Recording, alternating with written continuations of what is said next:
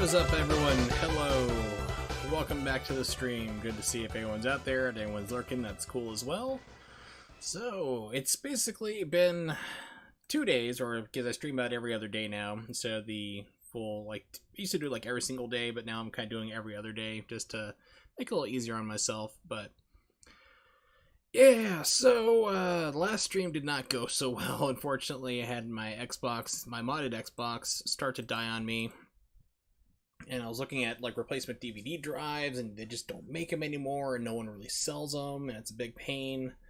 And then I'm looking at, like, how to possibly clone the drive, and I'm going to need, like, special settings and all these different equipment, so it's not looking good. I just might end up taking my healthy DVD drive, put it into my modded Xbox, and run with it that way, because I like my modded system. Hey, Gooby, what's up?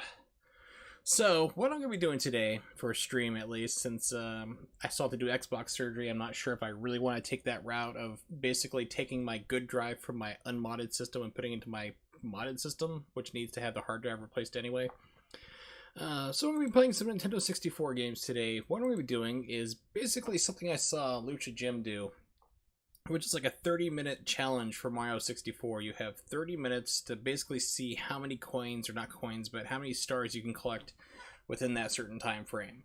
So that's what I'm going to be attempting to do today. And just basically, it's just for fun, just to see what it would be like is all. You know, it's not like an official speedrunning category, at least to my knowledge. It's kind of those things that, like, self-imposed challenges. So let's take a look. I think this one still runs.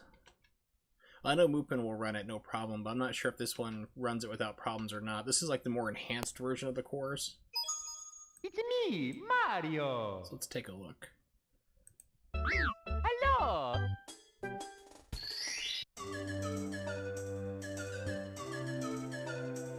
Oh yeah, it's gonna be basically me frantically trying to figure out, like, what's the best strategies to go, because I haven't played this game in a while at all, so I am, however, using my cheap little $10 Nintendo 64 controller as a USB connector on it, so I will be using that. So let's go back to the movement core. Things are going to look ugly, but I mean, but at least we know it's going to be rock solid. I don't want to start up through this long cutscene to find out that it's not working right. Reset core association. Ironically, like, RetroArch is like the best Nintendo 64 emulator that I've seen, especially the Mupin 64 core. It doesn't look nice, it's like straight Nintendo 64 emulation, but it runs everything I've thrown at it so far without problems. Hello! I mean, like, even like Pilot Wings crashes like crazy on Project 64, which is what a lot of people were using, but I'm like, it runs it in this one without it, like, no problem whatsoever. Alright, so let's bring up, where's my live split? Should be bottom. There we go.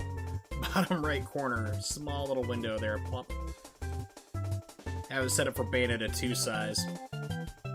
Okay, so since this isn't like really a category or anything, I'm not really sure like when to start the timer. I've seen people start it as they do like the new game, but I'm gonna do the timer start after the game loads up. Like, after, like, the entire opening text messages and everything else. So, let's see. Stereo. Yeah, it's all good. Pinchy, pinchy. Okie dokie. Man, I remember when I got this for the Japanese Nintendo 64. It was mind-blowing. Also, the Japanese version, there's no audio right here. It's completely just basically the message up on the screen, no narration whatsoever. Hey Morg, good to see ya. And of course, let me know if I need to make any type of audio adjustments, louder, quieter, or whatever.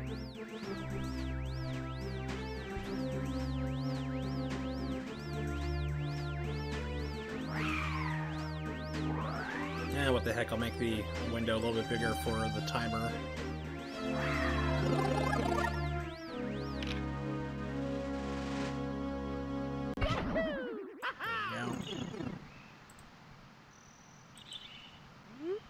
Yeah, we're just waiting for Bayonetta 3 news of any type, really.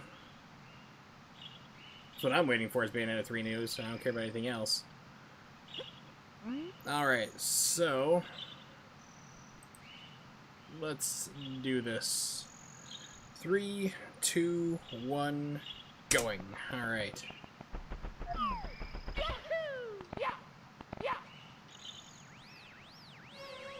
Was there? All I heard was like, hey, we confirmed that some games are there. And they're like, it's still in the roster. We don't have a date or anything available for you, but it's still being worked on. It's like, that's not really news.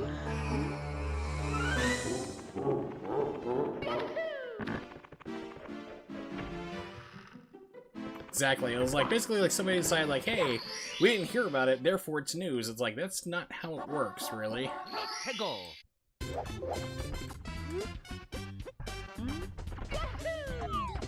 I have no idea how people can play this game with like the camera not pulled back.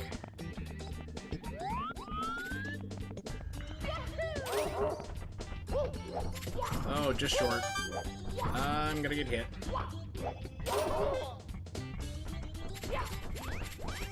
Really, game? Come on.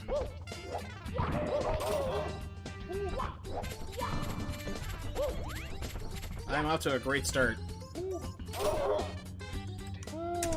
And let's do a reset. Let's get used to the controls too. Holy crap. I'm off to a great start. Alright, menu toggle, restart. Nope. Restart. It's me, Mario. You haven't done that already, Gooby? Hello.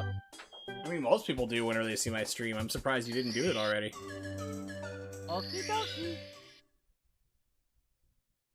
So yeah, since I own the Japanese version of this game, it's what I first played.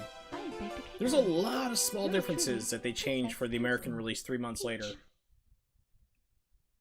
Like I said, Peach has her speech here. The entrance to whatever the water levels are, like, it's just like a portrait of like 3 air bubbles. And for the American version, they decided to put in a portrait of a sunken ship.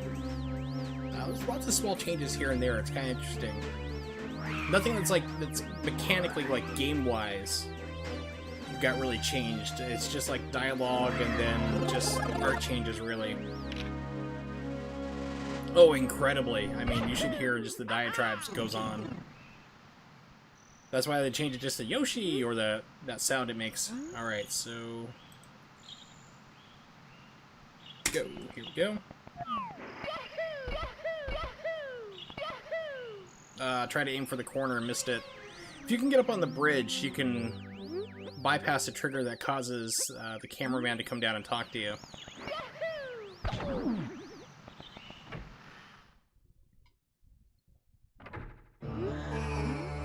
Oh, I'm sure most people would have.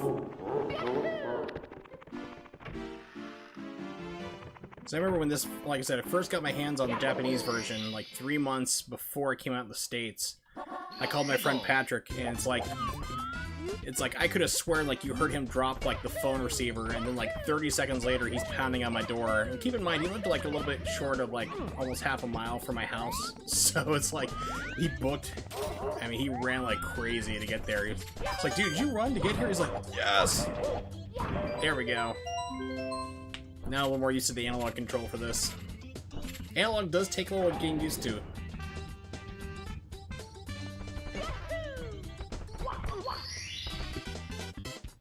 He's like, he was completely out of breath. He's like, he's like, when did you get it? I'm like, last night. Why didn't you call me then? It's like, because my brother and I were playing it.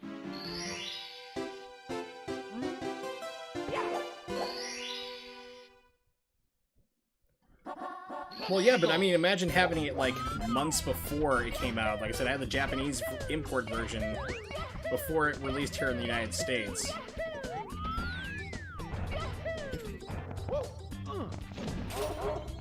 So, I mean, I had, like, people showing up at my house that, like, I knew from school, from high school, and they're like, hey, man, can I come in? I'm like, hey, man, no. Like, heard you got your Nintendo 64. Yep, sure did. Can I come in? Nope.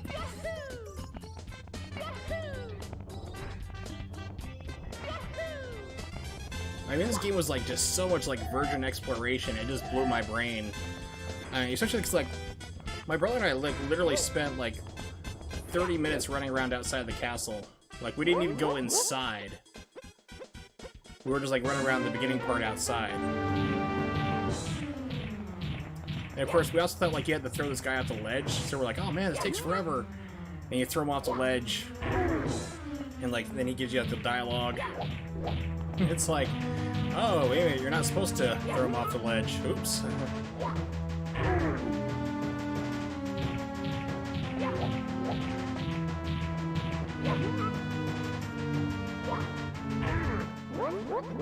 Now I can't tell if you're being facetious, Morg, or not, because I heard Quest 64 isn't really the best game, but of course I haven't really played it, so I know it's not a, I know it's not like a traditional RPG, which a lot of people were kind of expecting like a Final Fantasy game at the time.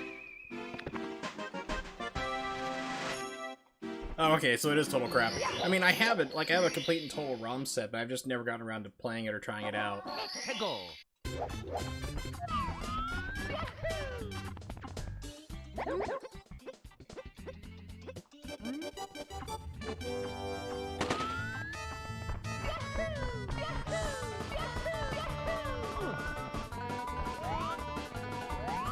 I have like so many fond memories of Nintendo 64. I mean, it did not do too well here in the States, but I mean, oh crap, get up. I don't think I've missed that jump in a long time, but it's like I had so many great memories of this system. Because I mean, the first games I had was Mario 64 and Pilot Wings, which is a lot of people, and then like we got like Wave Race 64. That was amazing when that came out. That's still one of my favorite games. And Wayne Gretzky's 3D Hockey. I'm not a hockey fan really, but I mean, my brother and I still play the hell out of it. Yeah, Wave Race 64, it turns out it uses like 80% of the Nintendo 64's processing power just for the waves alone, which is like an early title. I mean, it's still like within the 3 months of like the 64 coming out in the States is when that game came out, so it's still a pretty early release. And it looks like the timer's getting cut off. It is. Shrink that back. There we go. Now you can see it.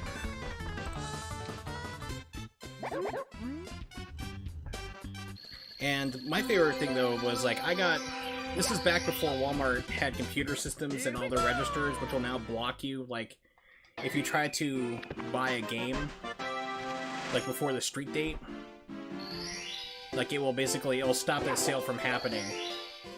So I actually got Mario Kart 64. Yeah, Mario Kart 64 2 weeks before it came out. Because I mean, back then no one really cared about street dates a whole lot, so it was like, sweet.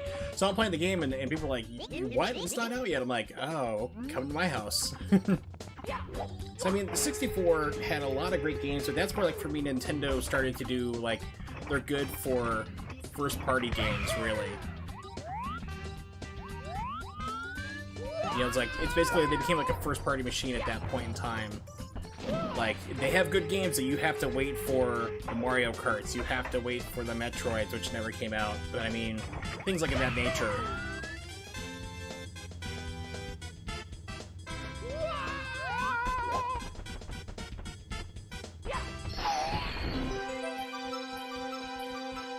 And of course, Star Fox 64 changed the game again, which Nintendo keeps re-releasing over and over and over and over again.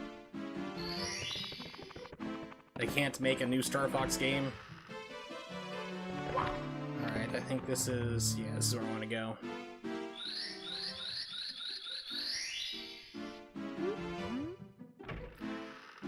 That's the thing too, is like a lot of like the audio stuff, like the voice level, which is, I mean, it's the first time we heard like really Mario speak in a Mario game, but ah crap, I didn't go to the right place I was thinking of. Went to the wrong, I wasn't paying attention, so it doesn't matter.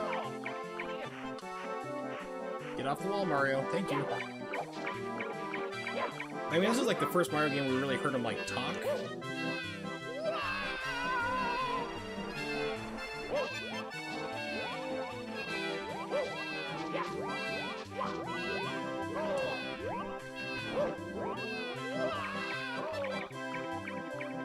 Lady, here's your stupid kid. Well, yeah, I mean, they made Star Fox Zero, which is the dumbest thing ever, because Miyamoto insisted that you had to use the tablet in order to see where you're shooting, and then have to look up at the screen to see where you're going to fly. Which is entirely stupid, and it's like most of it, like from what I've heard from the people who've gone through and played a lot of it, is that the game is still mostly Star Fox 64. It's like they just can't let go of the franchise. It's like, move on, make a new one if you can't do it. The most original Star Fox game to come out was Star Fox 2, and that was re-released on the Super Nintendo Classic. Which is another wonderful Nintendo lie. They're like, oh yeah, it's like, I don't think I can do it from here. They're like, oh yeah, it's completely different, this version. You've never seen it before. It's not the leaked ones, the leaked ROMs that came out. Come on, Mario. It's not letting me do a long jump up the stairs. Interesting. Or if that's an emulator glitch.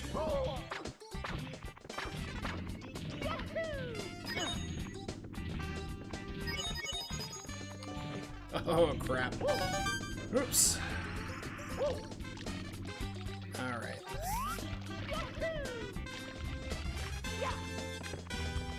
This music is so freaking great.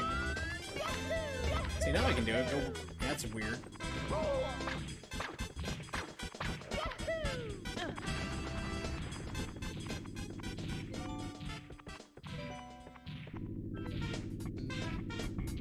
Yeah, it was Dinosaur Planet that they slapped that on, basically the name onto. Like, oh, let's turn this into a Star Fox game.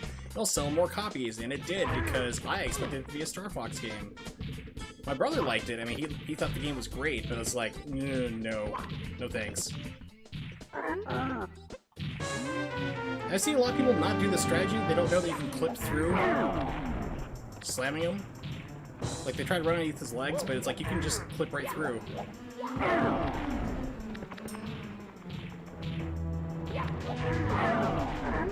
Sorry, I won't grovel. Gravel. Oops.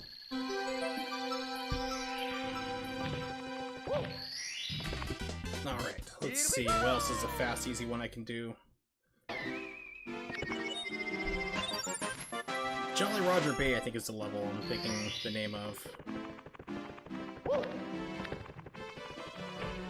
Yeah, but I mean, it's like, this game still, Mario 64 is still my favorite Mario game of all time. I would actually say it's probably tied between this and Super Mario World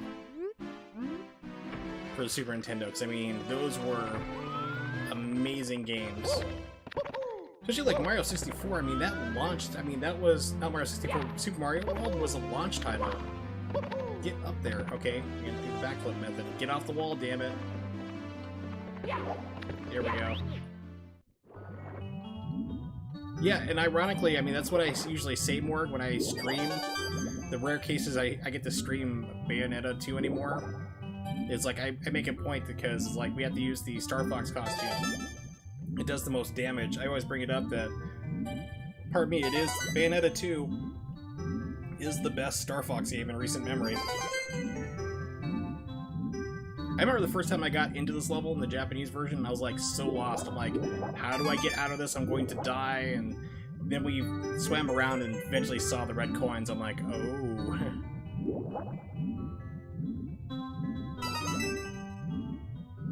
I think my friend Patrick, I'm not sure if he just had access to it or if he bought it, but he had the soundtrack to the CD, to the game. He brought it over to my place one day, and I ripped it onto MP3. This was before we had, like, CD burners. It was about a year before. Oh, the Japanese version. When you get red coins, the pitch does not increase. Like, when you get, like, the second one, the pitch goes up higher and higher. Japanese version is the same tone all the way through. So it doesn't matter if it's your first red coin or your 8th, it's still the same sound.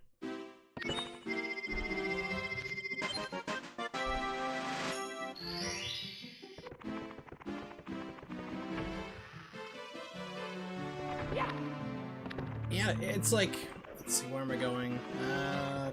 Crap. Stop and think. Upstairs. So, yeah, it's mind-blowing to think that, like, how much polish is in that game, and it's a launch game. It's just absolutely absurd. Now, back when it came out, like, the Nintendo 64 came out, I was, like, 10.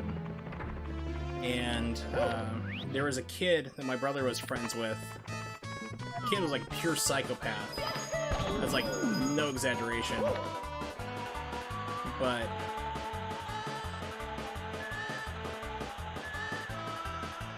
I mean, he figured out how to do, like, everything in that game. I am way off for the shortcut. I haven't attempted that shortcut in so long. Let's do it one more time. But I mean, he was like pure psychopath. There was no guides for the game out at all. And he was like finding like all these crazy exits. Like he was the one who found like, first time I ever saw like Star Road.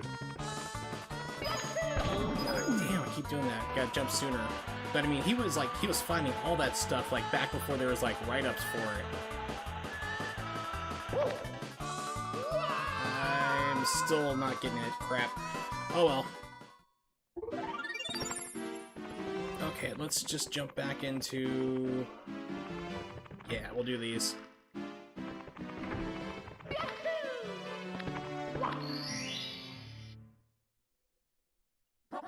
Let's go.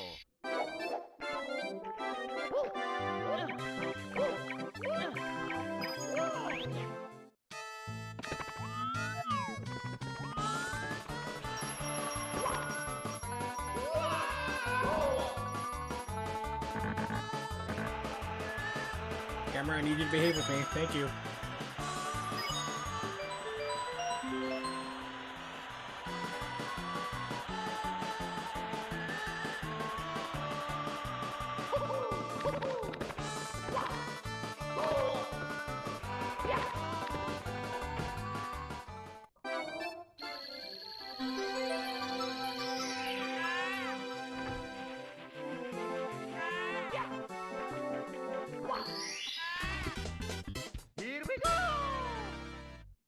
Okay.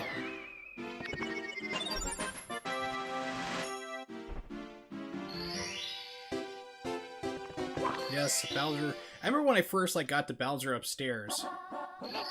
I was thinking of like, wow, I'm about to beat the game already, and I was fine with that. I wasn't like, wow, this game's short. I thought like, wow, this game is amazing. I can't believe I'm already at Bowser, and then I was like, oh, it's not done yet.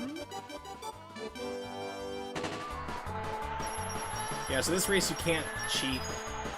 You can't jump off, take shortcuts like that, and screw it up. But hey, I remembered how to do the shortcut now. So I should have done the first time, messed it up. Couldn't remember exactly where it was that you jump off. Mamma mia! Alright, let's try that again. Let's go.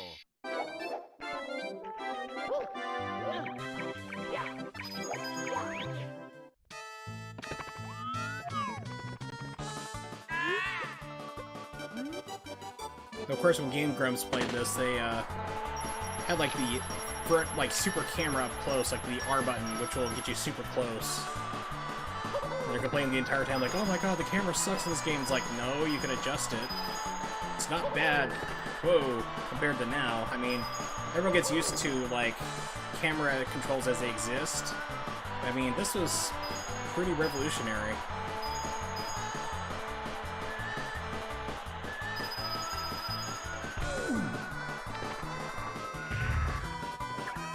I mean, you just gotta get into the mindset that yes, you're not gonna have full camera control because it's not analog, it's buttons adjusting it. But I mean, this was the game that did it. Here we go!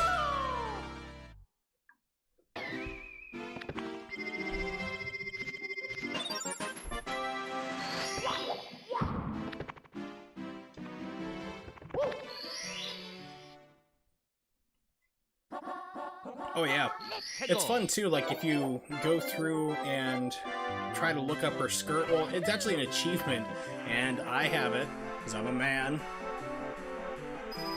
But if you do it 10 times, then you get an achievement for it. Alright. Where is... I think there's... Here it is.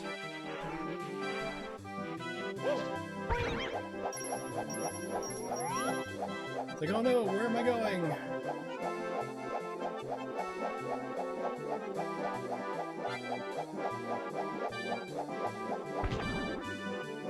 Whoa! I was like, oh crap, you can mess that up and not make it and get bounced off the level.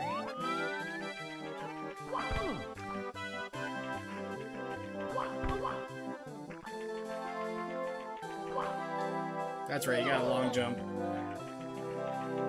Well, the thing is, like, well, A2 is, like, more of a rebellious character.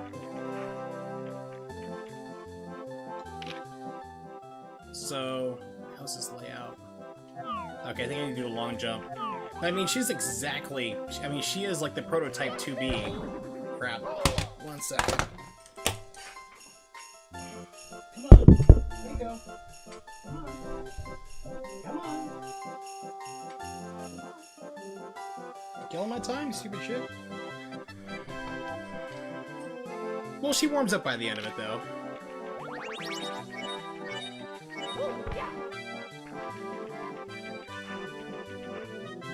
Oh, that's right, you gotta double jump. Oh! Losing so much time.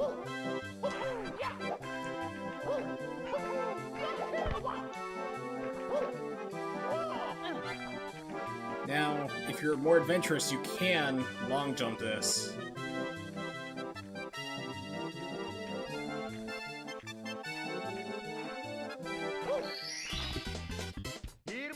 Nope, I kept my save file because I wanted to go back and keep playing and get the other endings and stuff.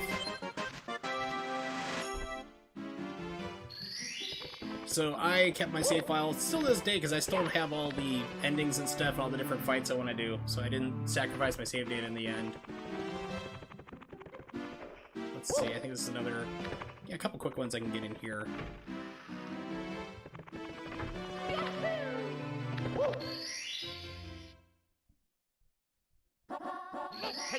I've heard that like people were shocked when that happened. They're like, why didn't it tell me? It's like it tells you multiple times, like, are you sure you want to do this? You'll help somebody out, but you're going to like have all your save file deleted. It's like your character is dead for all intents and purposes. It's like, do you really want to help out? And it's like, sure. Alright, so this wasn't what I was thinking was. Haha! Still got it. Haven't done that trick in a long time. Here we go! So now I think I can open the cannon here.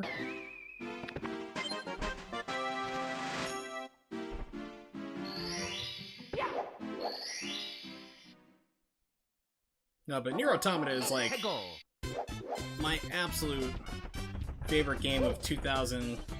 I think it's 2017 it came out, or 18, whatever it is, like whatever year it came out is my favorite game of that year. Pardon me. Hands down. I mean, it's why I bought a... Really, game? Come on. It's why I bought a copy of it for YKB if she ever gets around to playing it.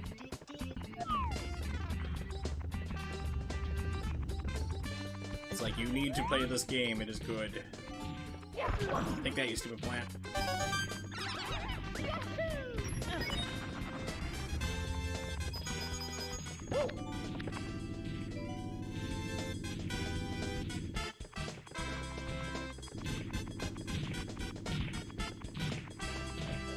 That's the thing, it's like I've never played any of the other games. Nier Automata was my first game. So I watched Pixie Aurora, or Valkyrie Aurora, that's her name. She did like lore videos on it, so that was what I watched and got caught up on the entire Nier series. Like, okay, what's this whole story about, and all the other crazy stuff, how it ties into the Drakengard games and all that other stuff. Like, I had no idea. It's like I knew that like Automata was a sequel, but I just never played any of the other games. Jeez. But what I love though is like hands down is the music in that game. Nier Automata's music is mind blowing.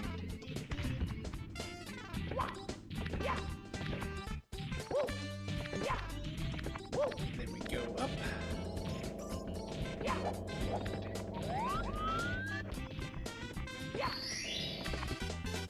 Here we go! And it's one of those games, like, as well, like Automata, that, like I said, I've never played any other Nier games, but I was still able to jump in, pretty much understand what was going on there, and I knew that, like, I was missing inside jokes and stuff like that, like, or inside references to the previous games, but I was fine with it, you know? Come on. There you are.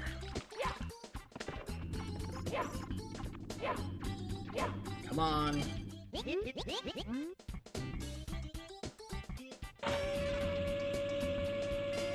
It's like one of my favorite tracks is called it's called Grandma Destruction, which apparently is a tie into the first Nier game. But it plays like when you're about maybe an hour or two into the game. You're actually, yeah, you're leaving Pascal's actually, I think, for the first time. And you find that, like, help, we're being attacked by these big giant factories that you fought at the beginning of the game. Like, they're coming back and the whole game goes black and white. And that song plays, and that's, like, amazing boss music. And the other one was... crap. The other one of music I liked a lot was the opera boss fight.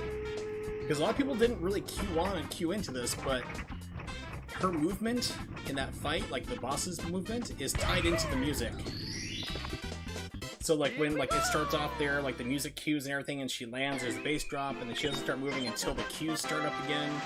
And a lot of people just passed them by, that little touches, things like that in the game. Just went completely over a lot of people's heads. Alright, so let's go fight Bowser for fun. Let's get the wing cap.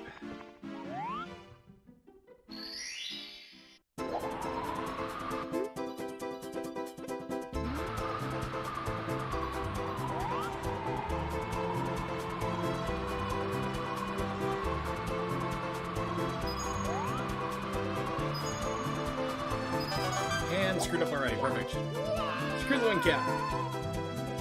I was trying to change the camera angle, and it don't quite work that way. So let's just do this. These are two quick ones I never did. Tried to do the shortcut and messed them up, so... There we go.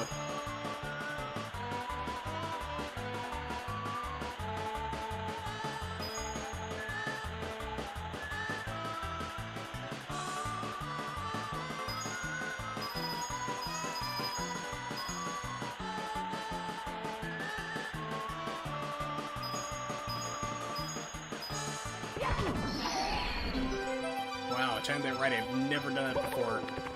Usually I just go sliding right past it in the wall, and because momentum carries in this game, it's like you have to stop and wait for it to get you off the wall.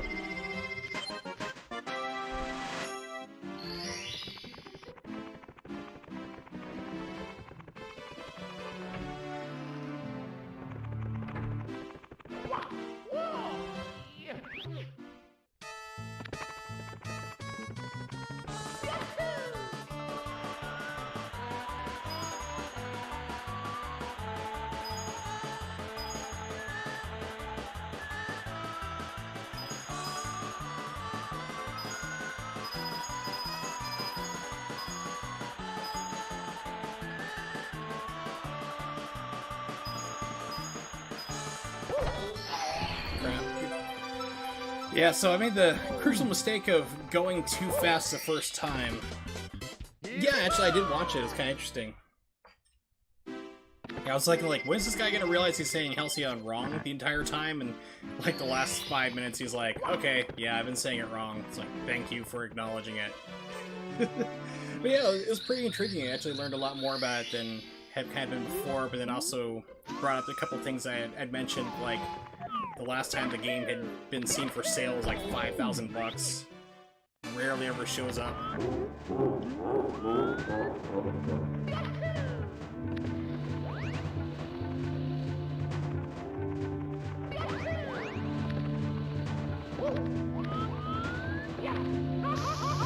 Oops. Oh, wait a minute. I forgot I had a special version of this game too. I'll show that off in just a second. I think I still got it uncompressed. I think I have it. Yeah, that was insane. It's like, oh come on, nobody does that. Nobody's gonna have 5 hours of content. Unless your game is Skyrim, you're not gonna have 500 hours of gameplay. Skyrim or Fallout.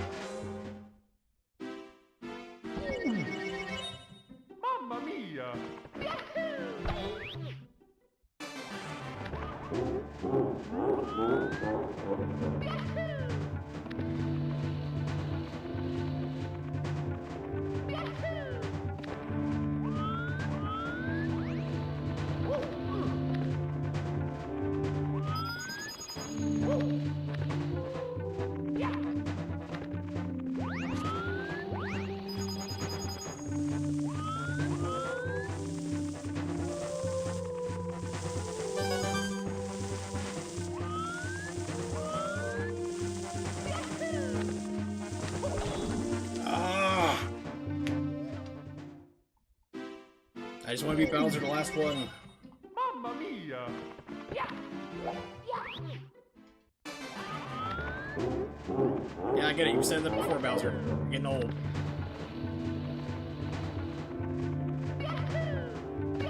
You can actually, like, jump up. Jump up that slant, but I don't know, like I said, I haven't played this game seriously in a while, so I'm out of practice on a lot of things, as is evident by missing simple, stupidly simple jumps.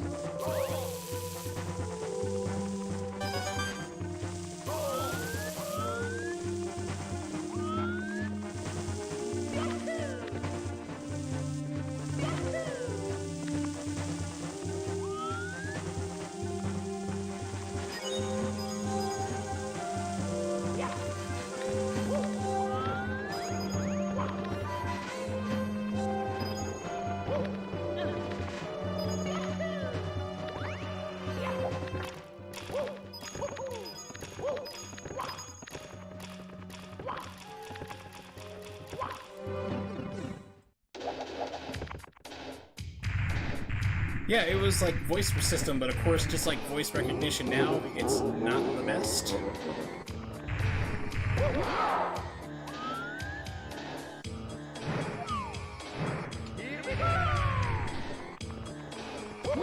Alright, and time's up. So 14 stars is as good as I got. There we go. If I hadn't kept screwing up on that stupid easy jump, I would have had 15. Oh well. Actually, I'm not sure if this counts as a star. No, it doesn't count as a star. It counts as a key. That's right, so 14 would have been 14 no matter what.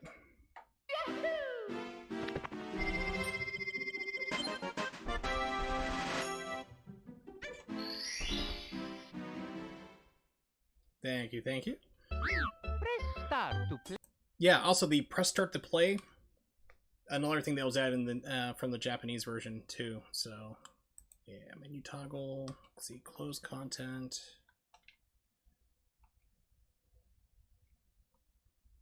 Yeah, give me a second, I gotta direct load it here. Pardon me.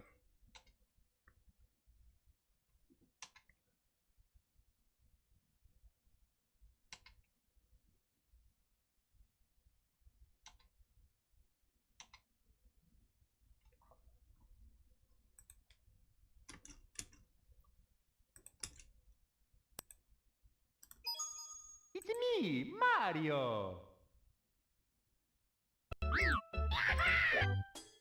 I can't remember which one this is. Okay, so this is not what I'm looking at. This is not what I'm thinking. This is a different mod. Close content. Load content, directory. All my wonderful ROMs I have for all the different systems. 64. Here it is, right there. I was looking right at it.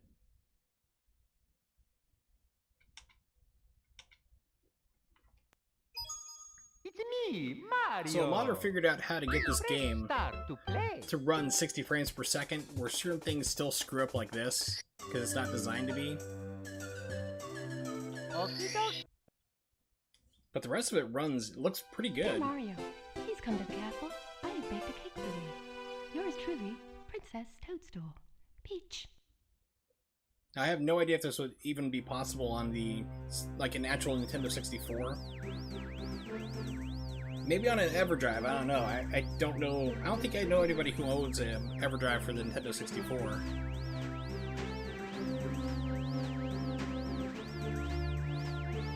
Yeah, glorious 60 frames per second. which looks like you can't see it all. Trust me, it's there. Haha. It was amazing. Yeah, I don't know what happened. OBS glitched out, turned it off. But yeah, this is a ROM hack to basically make Mario 64 run 60 frames per second. Certain things still glitch out weirdly, like the press start intro screen.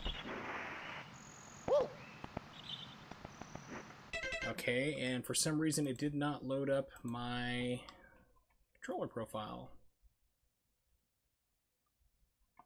Controls.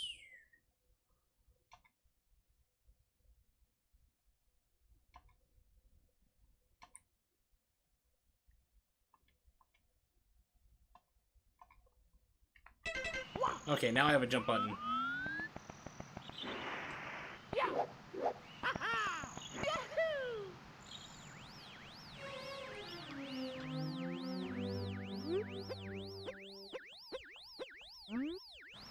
Yeah, so it looks pretty good. I mean, it's really cool to see this, but like I said, I have no idea if it will work on an actual Nintendo 64 or not, because this game was actually a 30 frames per second game. I've heard people say that 60, it's not. The actual game itself is 30.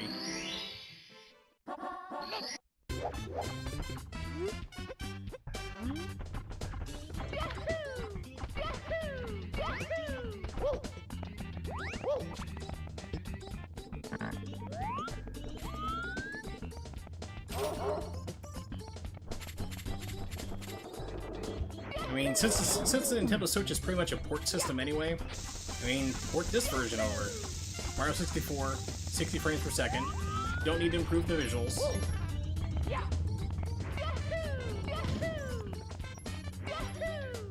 Just make it look all nice and sexy. These wonderfully 2D cannonballs.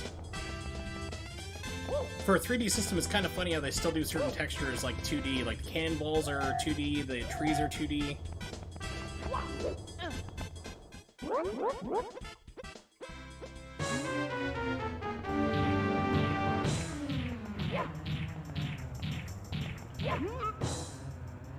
Walk it this way.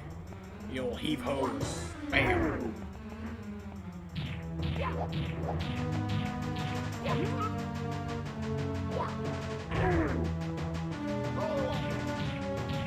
I've also seen like people have replaced the textures of the Nintendo 64 games as well with higher res ones. I remember that being a thing a long time ago, and it probably still is, but Nintendo 64 capped out at 4 kilobytes for textures, which is why a lot of the games looked blurry and soft looking, because there was just not enough memory for it.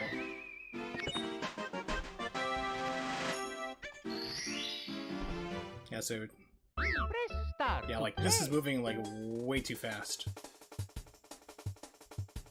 So whoever modded it had to go in and basically tell the game to slow down for the rest of the parts here, but certain cutscenes or like this just run way too quickly.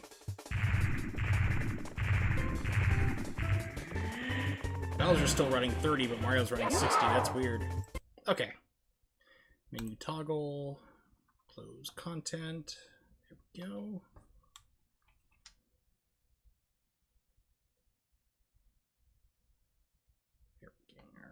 And F-Zero. Let me update real quick. F-Zero is... It's weird. Like, I bought this game when it came out, but my brother and I were not like, oh my god, F-Zero, we have to get it. We're just like, oh, F-Zero. Yeah, I remember the first one on Super Nintendo. Let's get this. Okay. It was like, we weren't like hyped up about it, but it's a great game.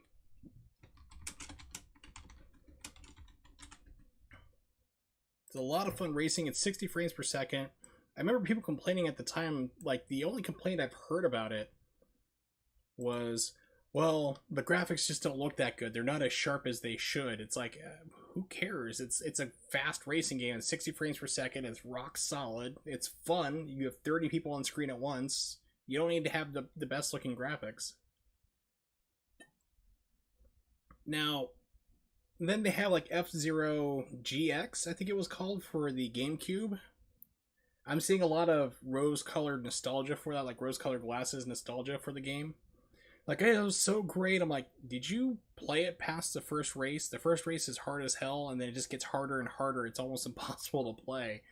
I played the arcade version AX, which is a lot more fun, which is actually on the GameCube disc. You can put in Game Shark codes to actually have it launch in the arcade AX formation, and that's just more racing. It's a lot more fair. This I've not tried out. This is the 64DD stuff. I haven't tried out anything 64DD and the RetroArch to see if it works. I'll try that later, though. But I know for the 64DD, the expansion tracks, you have to have the Japanese cart and also the disc for the game as well. They have the multi-Japanese. Although the American version of this game does have hooks in it. This looks really, really blurry. Check out some stuff. Options. Yeah, the screen gets too big if I do it the other way. If I do anything past this, the screen actually physically enlarges, which is weird. It's only for this Nintendo 64 core, bilinear filter.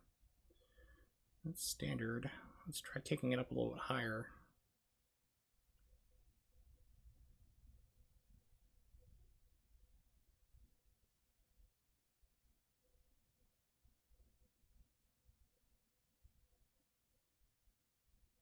Sharp filtering is on. Okay, let's try 1 instead of 2.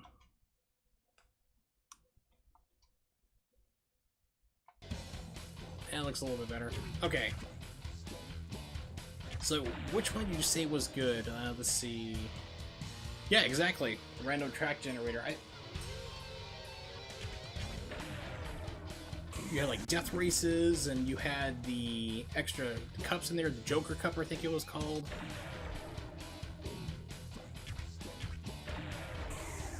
Green Goose.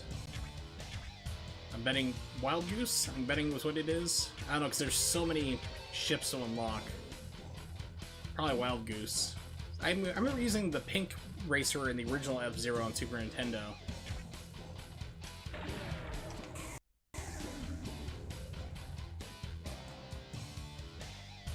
It's so weird that everything is so blurred. Give me a second here. I'm popping up some. I got Project 64.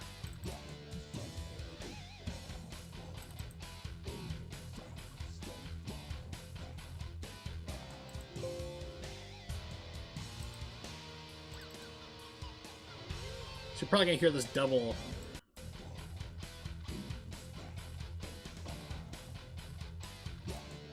Or not, it's not even loading. Okay, cool. So Project 64 doesn't even load this game. Great. Okay, that answers that question.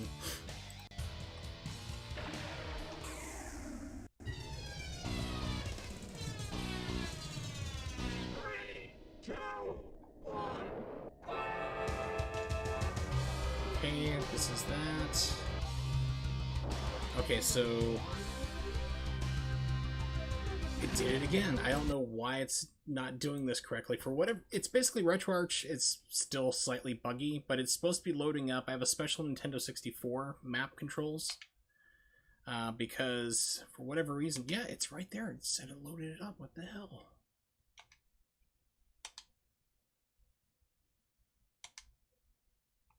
It's supposed to basically like for whatever reason, this game controller doesn't read the X, like doesn't read the A button.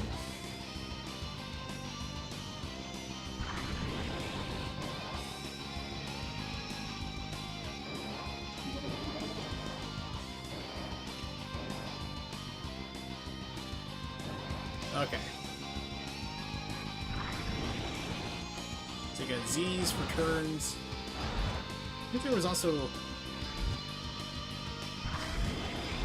There we go. Yeah, you did like Z and R at a certain time. You got toast power!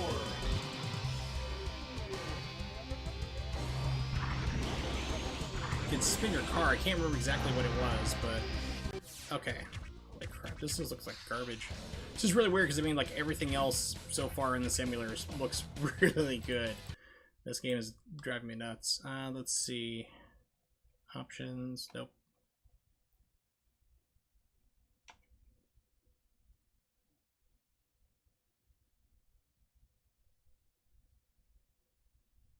Let's just turn everything off there.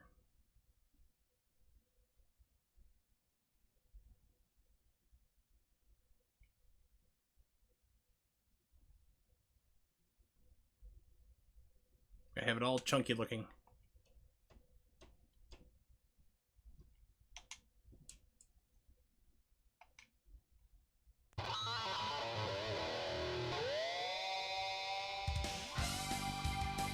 Yeah, I just can't remember how to do that spin move, though, like I said, because you would be running through... This looks better. Because, I mean, you'd be just basically going in and just... You'd find that one person to spin into... You start spinning into, like, everybody, just trashing their cars so that you have less competition to race against. I remember the rubber banding also being, like, super bad. Like, people complained about Mario Kart, but I remember this game was insane for rubber banding. Let's do standard.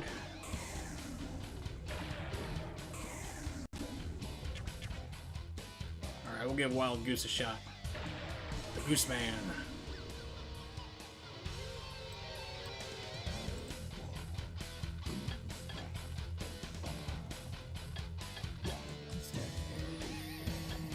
There we go. Yeah, you could like really tweak with this game too.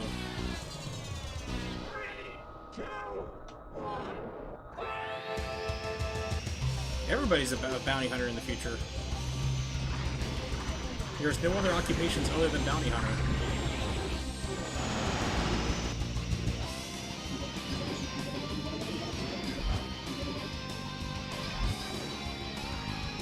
Yeah, after this race, I'm going to look up how to spin because it's going to drive me nuts if I don't figure it out. Oh man, you got some serious drift on this machine.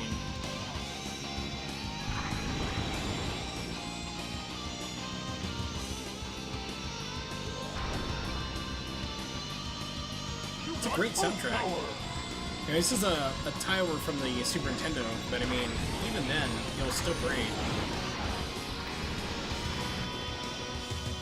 Alright, so what's my boost?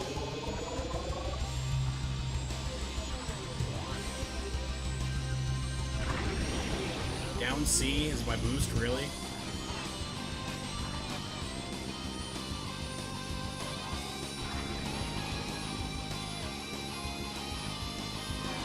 Let's break.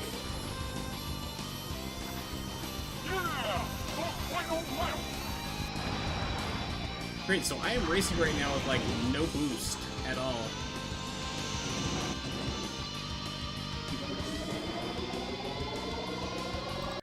Alright, I'm going to exit RetroArch because something's not right. It's still giving me a dead spot for the controls. I'm pretty sure, because I was playing this earlier to test out to make sure everything was working right, and it was going and B would boost and it's not loading it up right.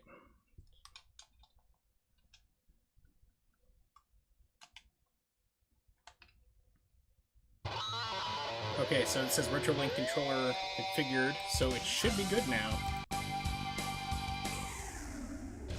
Let's go into time attack just to verify.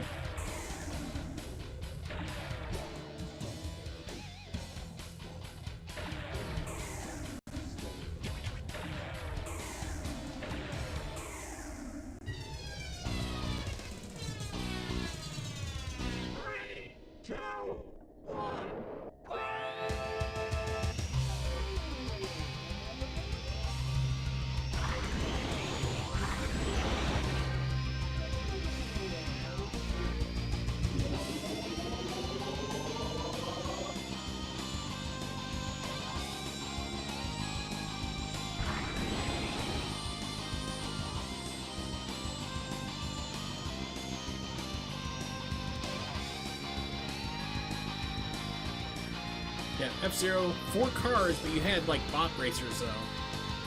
You got boost power!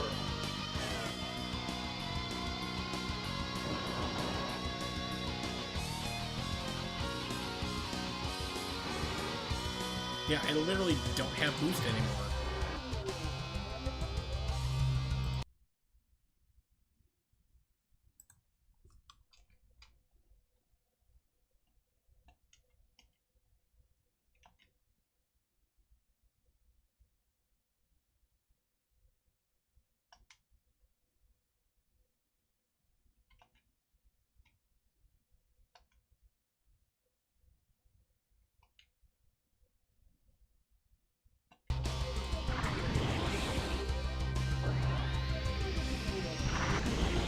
There we go.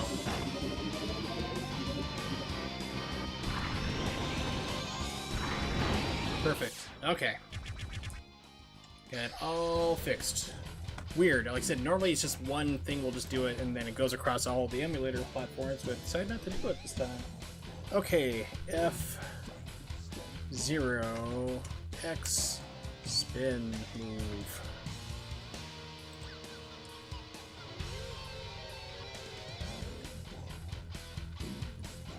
Okay, so it says here you just gotta do it twice, Z or R, 2 times in a row, depending which direction you want to attack.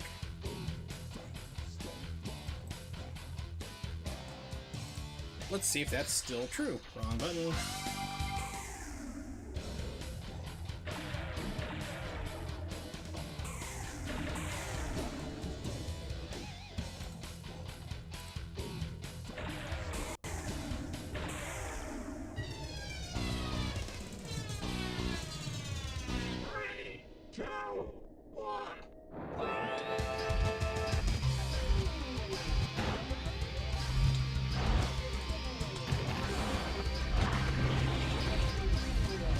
Okay, they lie, apparently.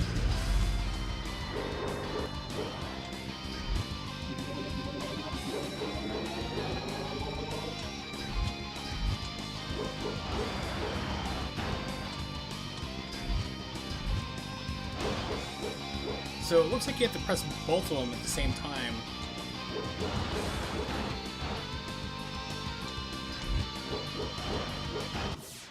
And it's not really dependable.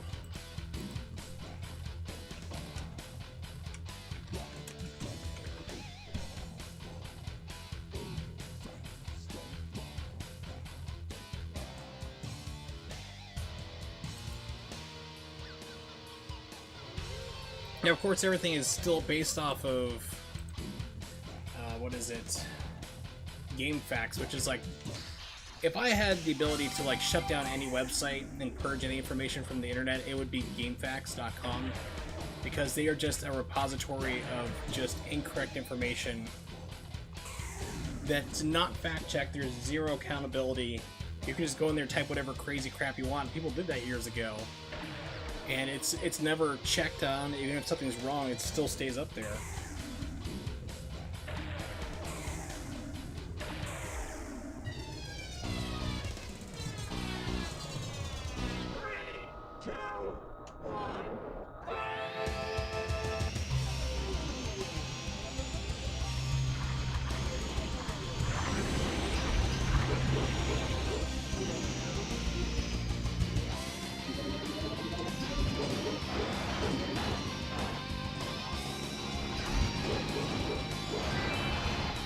Aha, someone got taken out.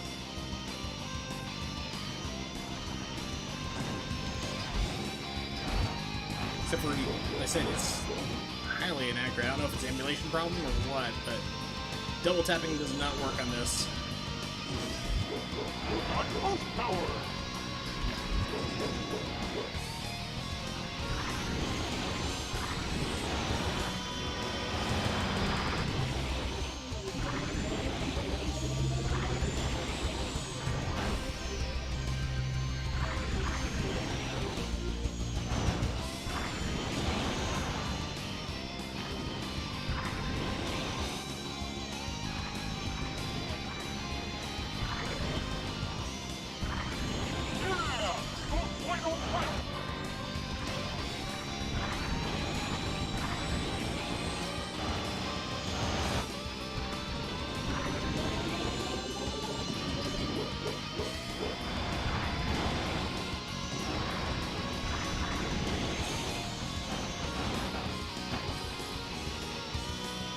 Yeah, the final lap.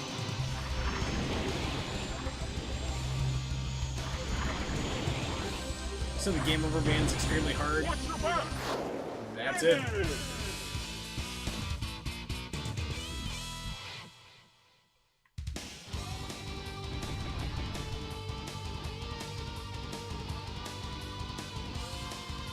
James McCloud.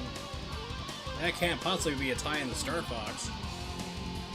That would just be absurd.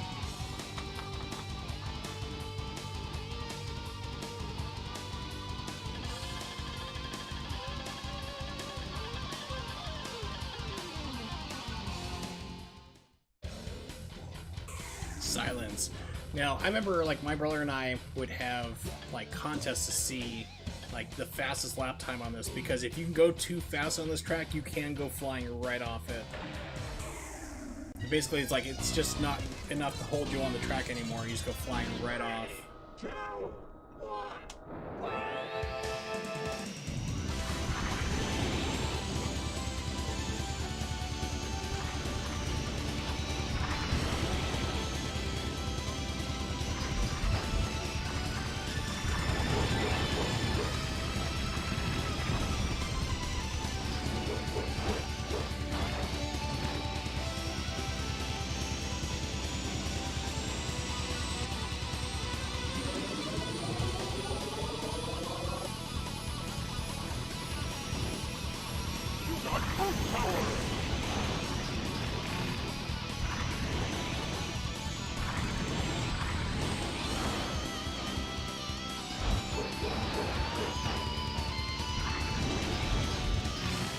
Damn, it's like you cannot do that dash when you need to. Too bad. You lost to the team. 3, 2, 1.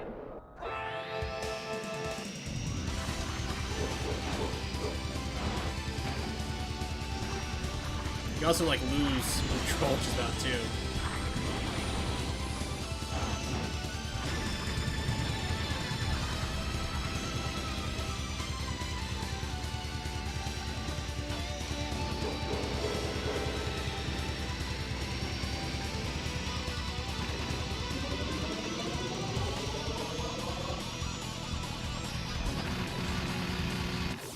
Game? What the hell? Too bad. It just locked me right into there. I didn't even try to do anything. Okay, so I'm wondering if, like, my whole stance about, like, RetroArch has the best emulator. It's like, I wonder if that's holding true still with this game.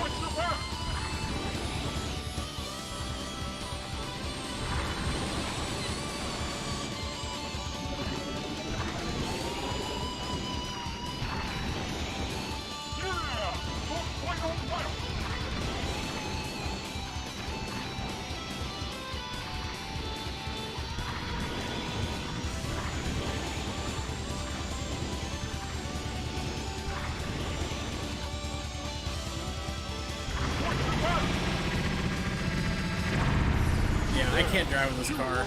I don't know how you did it back then, but this car is driving me nuts. You have, like, no grip.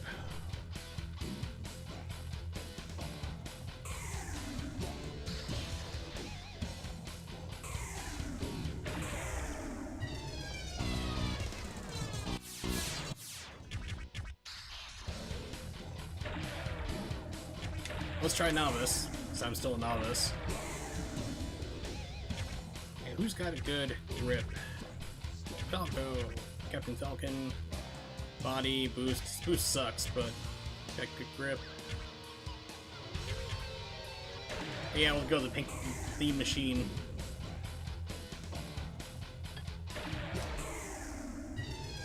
Yeah, Falcon punch! It just totally won't become a meme.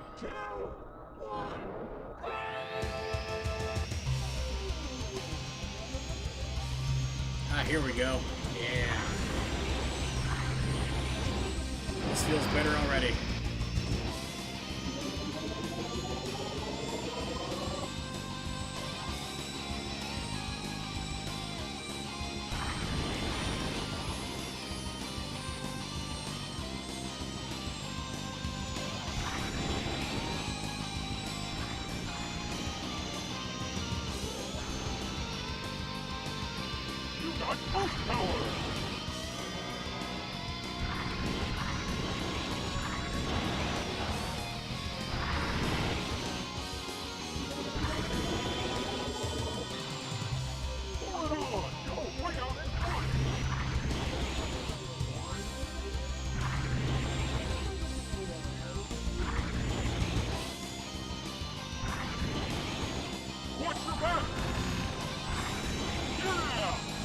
Josh, you're back.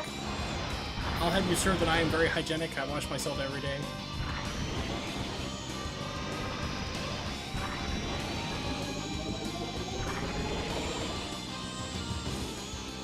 Watch your back!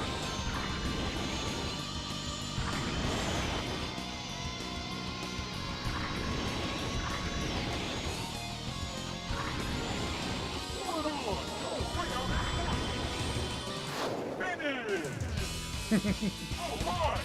First place! Ooh, Rock and Roll Racing, that was fun. Rock and Roll Racing, and I think Battle Cars was another fun game too. I think it was called Battle Cars.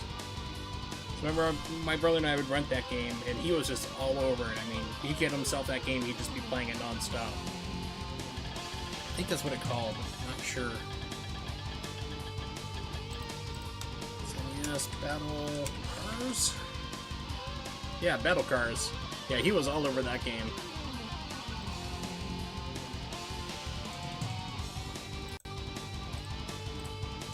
Okay, moving onward.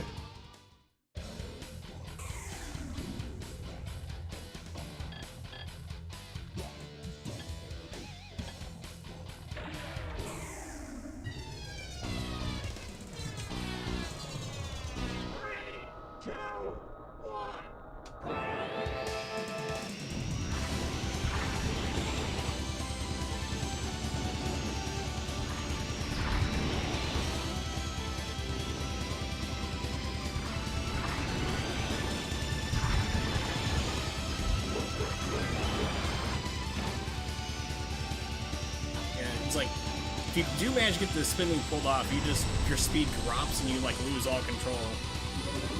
So it is very risky to do. I didn't remember that happening though when I played this like 23 years ago.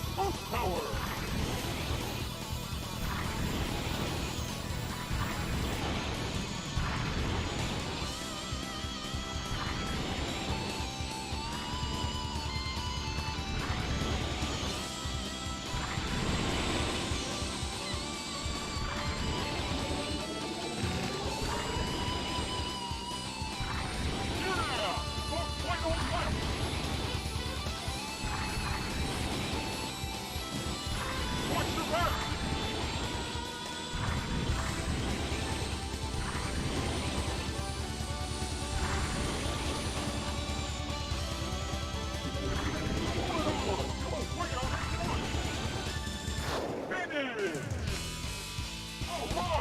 Say it's absolutely impossible. I was shocked, like completely shocked at how hard F-Zero GX is for the GameCube.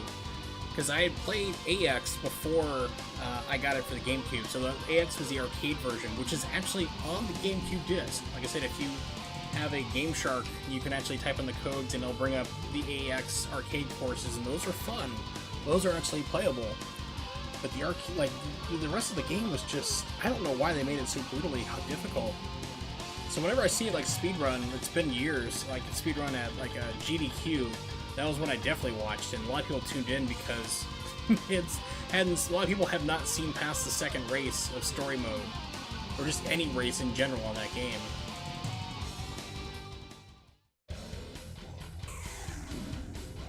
It's like, I like hard games, but F-Zero GX is just unfairly hard.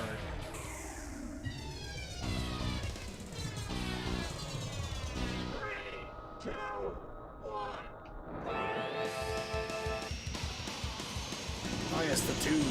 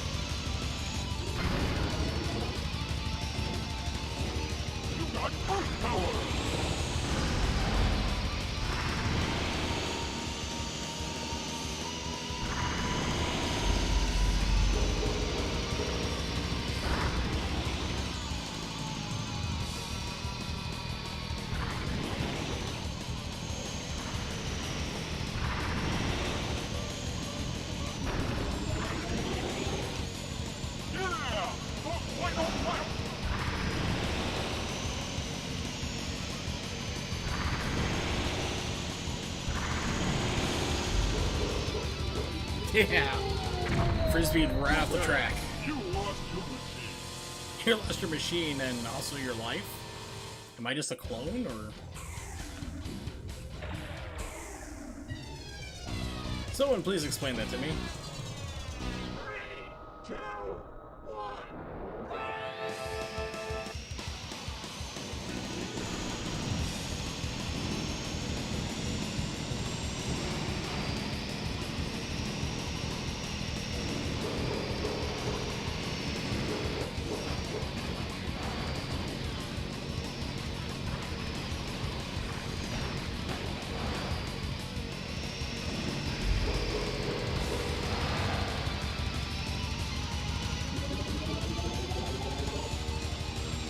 You got boost power.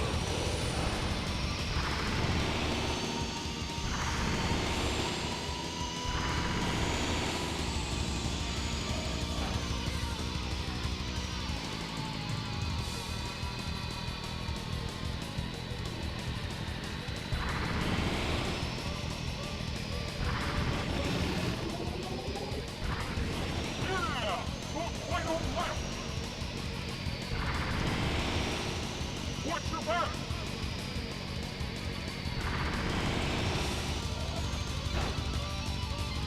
Pull it on! Go way out in front! Watch your back!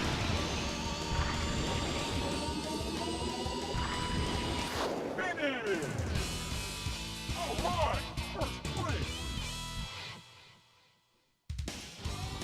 I don't know why they got the announcer that has like a mushmouth. Guy reported with, okay, that's great. Let's do it again, but this time I want you like can you possibly open your mouth? Okay, well let's just keep going then. Is there a reason why you can't open your mouth? Jaw's broken. All right. Okay. Broken jaw, sure.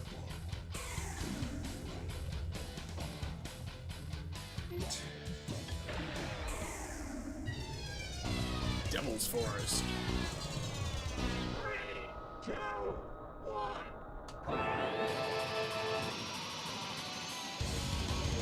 Remember one of the later tracks, like being literally shaped in the hand.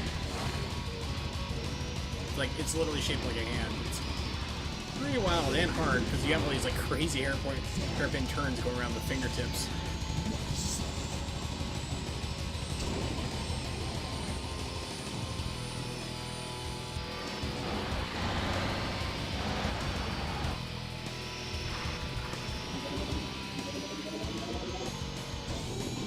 You got boost power.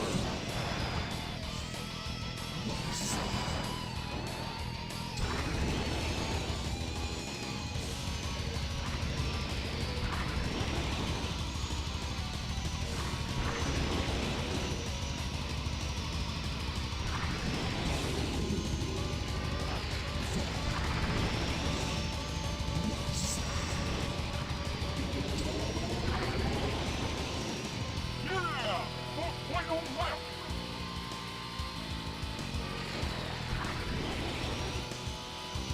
So if you're a hover car, why do things like ice and sand affect you? That's something I never understood about the first F-Zero game, because there's certain patches like you have ice levels, like ice tracks. It's like, why is this impacting you?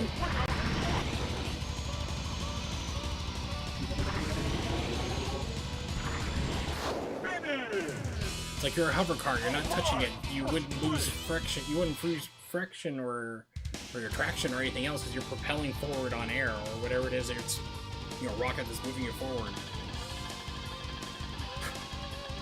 I couldn't say friction for a moment. Fraction. Yes, do the fractions. Big Blue. Oh yes, this race.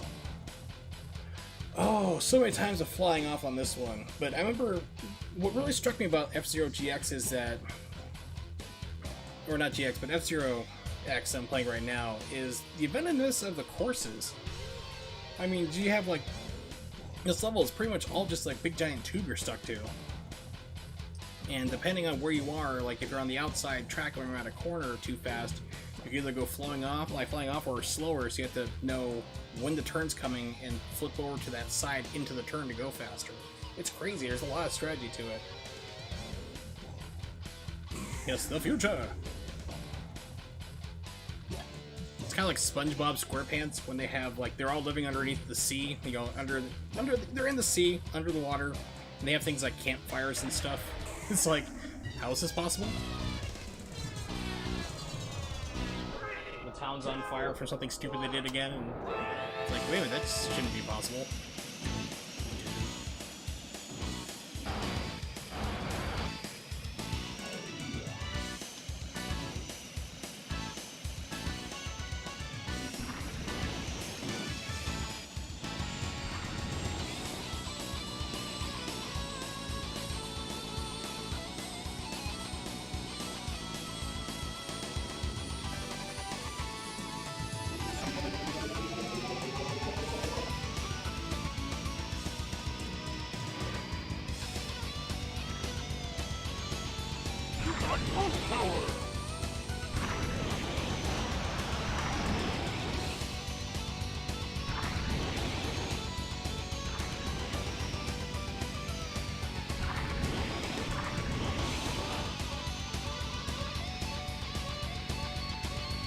Switch back up there.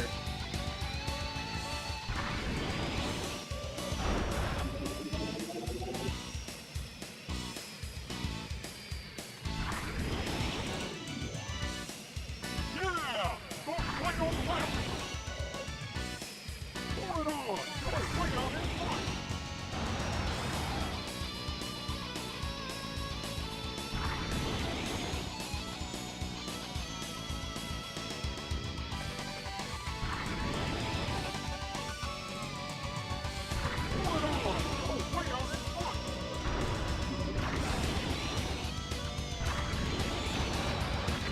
Oh no!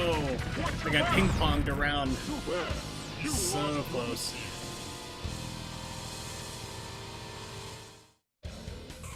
Alright. Let's try this again. I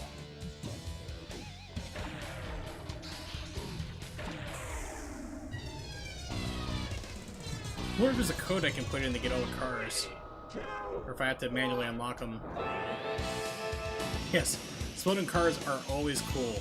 Doesn't matter what it is, what you're doing, it will always be cool.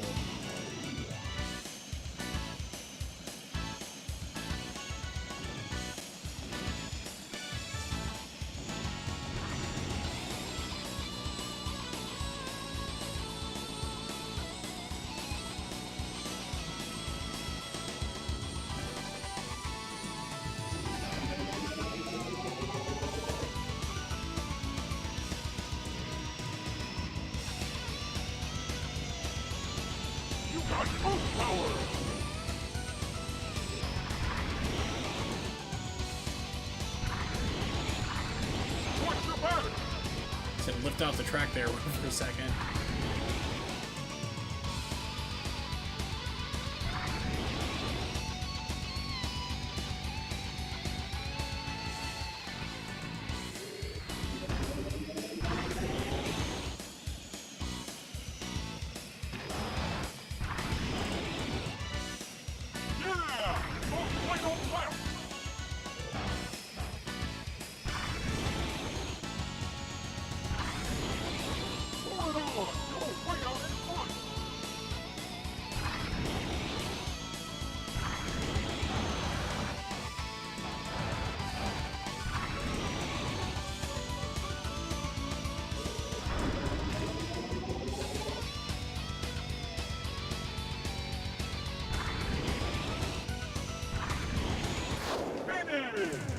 Alright.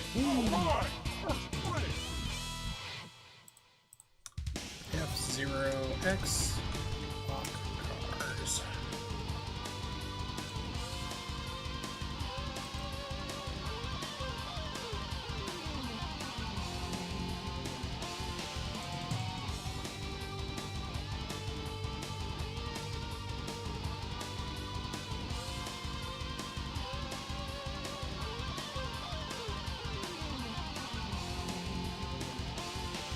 Okay, so apparently there might be a code.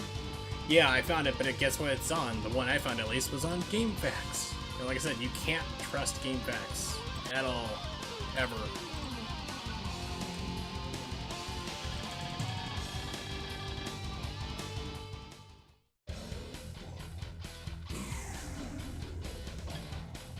So I mean, GameFAQs, like I said, has zero accountability whatsoever, and people just post up weird crap. Not even close. Like, I did a stream while I was playing, like, wrestling games, and I was trying to pull up one for, like, how to pin. It was, like, WCW versus NWO, and, like, I pulled up, like, all these different ones on GameFAQs, all these different things, and each one said, this is the button to pin, this is the button to pin. Each single one was different, and none of them were the right button at all. I was like, you gotta be kidding me. Then I tracked down a scan of the manual online and found out what the actual button was. I mean, that's just like, you know, a Tuesday on GameFAQs, really. Oh, this is gonna be a survival.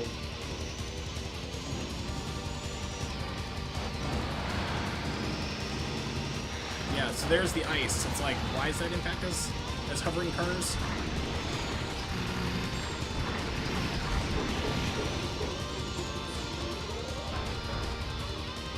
Yeah, I'm in last place. Alright, perfect.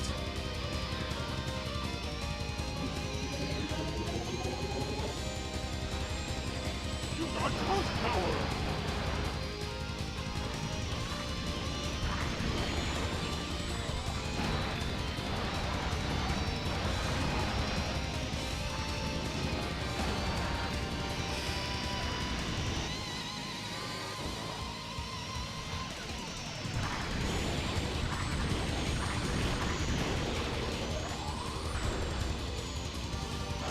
Watch your back!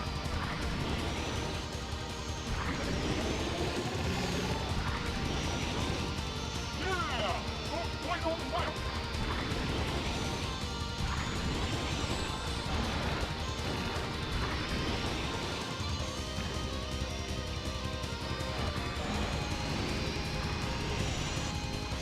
Watch your back!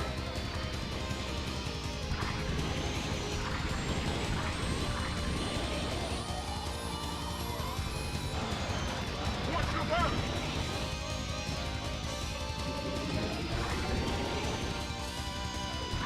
Finish! Alright! First place!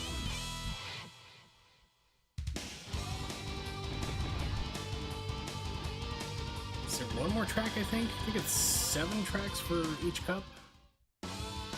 Nope, that was it. Congratulations!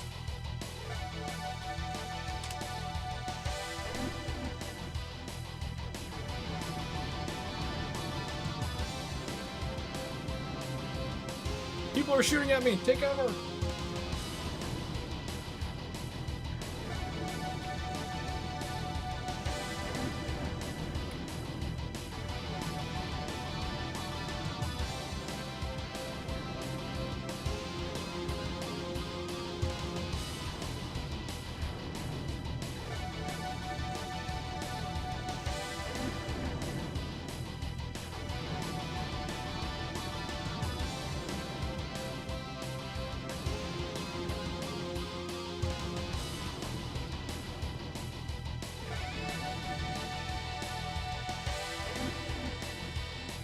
Oh look, it's the car from Wipeout.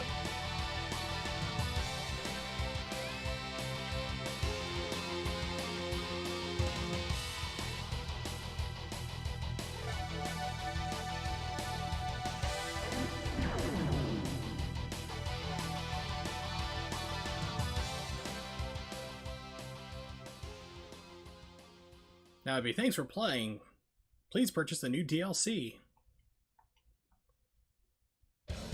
I gotta say, man, not being able to play Resident Evil 2 is driving me crazy. Hate being broke. Okay, so no car is unlocked for that. Perfect. Guess maybe Novice doesn't unlock? Alright, so let's look up this cheat code, see if I can do it. From what it says at the title screen, mode select.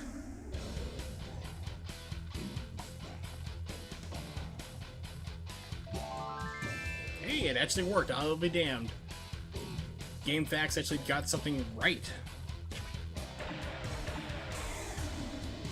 Yeah, so Joker Cup's now open. All the beautiful cars.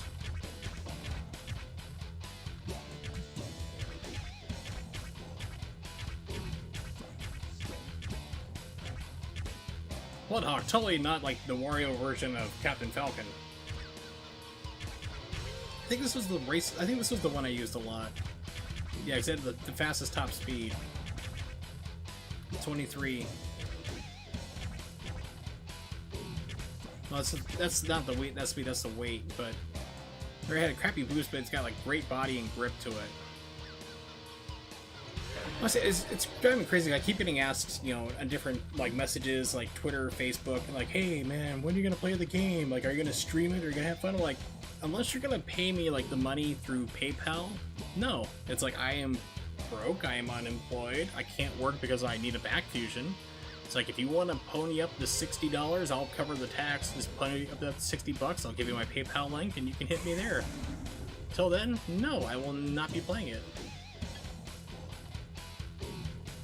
I just want to see how this car plays. I remember, I could swear this was the car I used to use a lot when I finally unlocked it.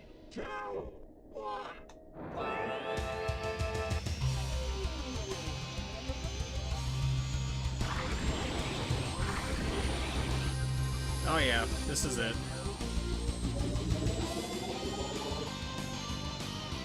It's a heavy weight, you just don't go drifting, so you got like really excellent control. You tend not to go sliding a lot, but I mean, you do slow down if you're not boosting constantly. And the hardest thing about like the Resident Evil 2 remake is basically avoiding like all the spoilers. And people are being jerks about it online too. They're like, you can't spoil a game that's like 20 years old. Like, they've changed the game around a lot. Story elements have changed. A lot of things have been moved around. And I honestly don't remember much of Resident Evil 2. I played it back in the day. I think I did Claire A and Leon A, and that was it. I wasn't like that impressed with it. But then I got into like Resident Evil 3 when that came out. That was my jam. I loved Resident Evil 3. I could actually early like kind of like challenging back before speedrunning and things like this existed was basically we kind of my friend and I would usually do each other challenges on how to play the game, and I came up with one of defeating Nemesis the first fight with just the knife, and I did it. It takes like almost 10 minutes to do, and you gotta do a lot of dodges, but it can be done. No, I think that the 14-minute graphic threesome was a little graphic, but it was tastefully done, though. I mean, I can understand certain parts of the country may not be liking it here, but I thought it was tastefully done at least. The time limit, though, the 30-minute time limit was a bunch of crap.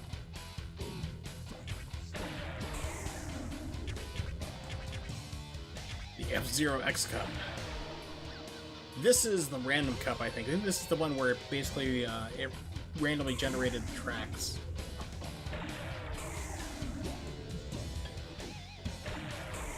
I'm sure I will get slaughtered very quickly.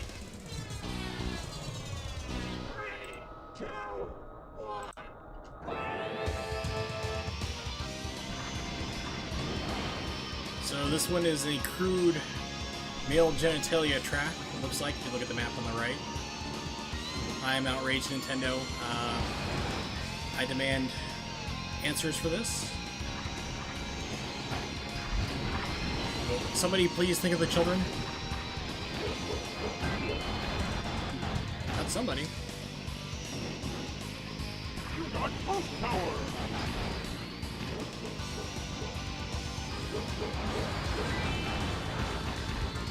Got two somebodies.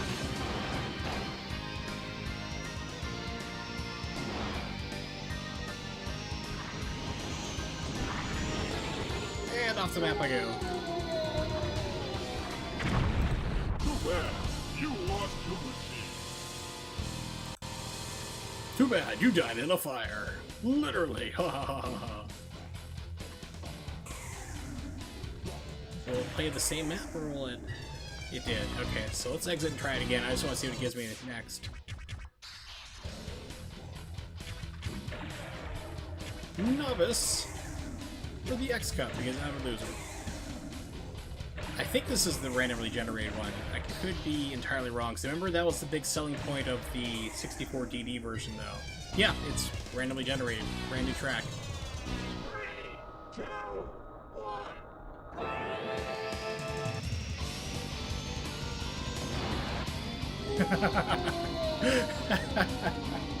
It's like Rainbow Road.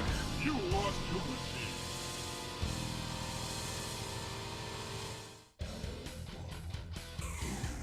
It's weird, we get to that screen like you can't back out further from it. It locks you in. Till it gets done loading, you can back out. Alright, GP race, novice. Let's try the queen. Slay, queen, slay. Oh, it's great. It's a lot of fun. I just gotta get good. I gotta get good because I'm a scrub.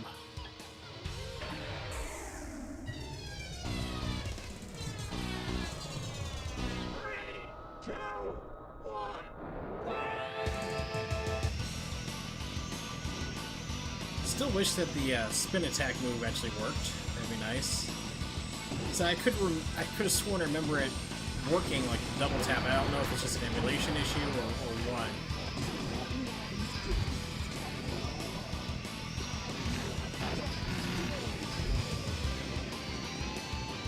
But now it seems to kind of somewhat work if you tap both of them at the same time. But you lose control of your car. You got full power. It doesn't always work, so.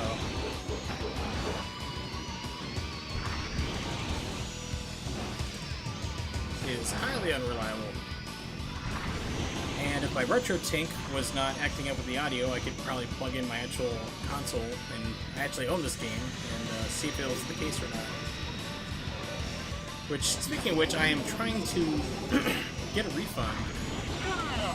Not like a refund, I just wanted an exchange of the unit. It's one guy who makes a RetroTink 2X, which is a line doubler. Which the other day I was streaming Sega Genesis and Saturn games and everything else, and it's great. It looks amazing. But unfortunately my unit's defective. And there's like a whole bunch of audio crackling and pops and sounds. And I'm trying to reach out to the company that I bought it from. I'm like, hey, what's going on? Can I get an exchange? Because there's another batch that's supposed to be sent out in March. Do you have any leftovers for some reason?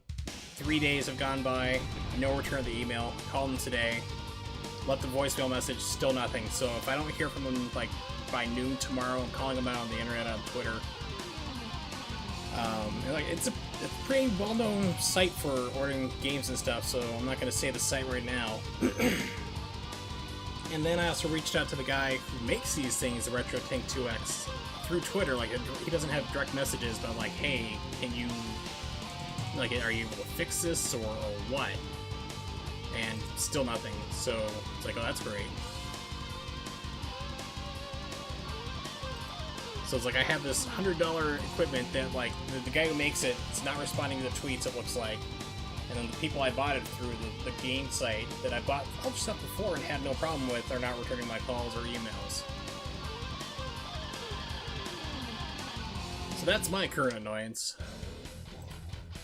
Because it looks, I mean, the video, it looks so amazing to like plug in like your Sega Genesis, your Sega CD and have it look great, but just the audio part is broken. It's glitching out and popping and cracking and ruins it completely. Let's see, I think I have an example.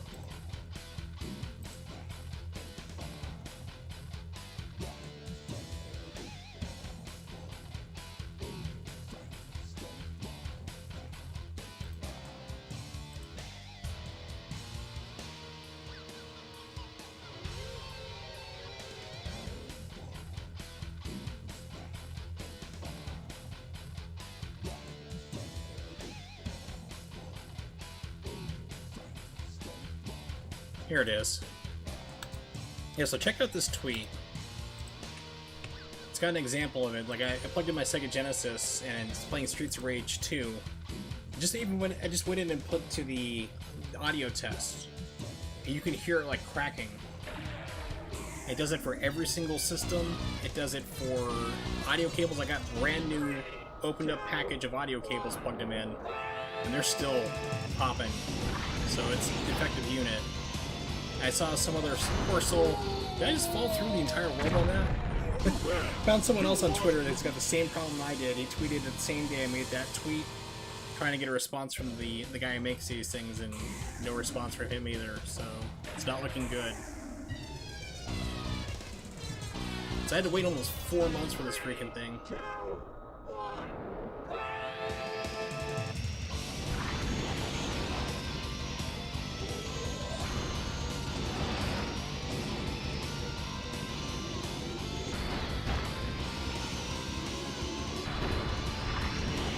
Well, you, sir, know how to invest your money better than I do.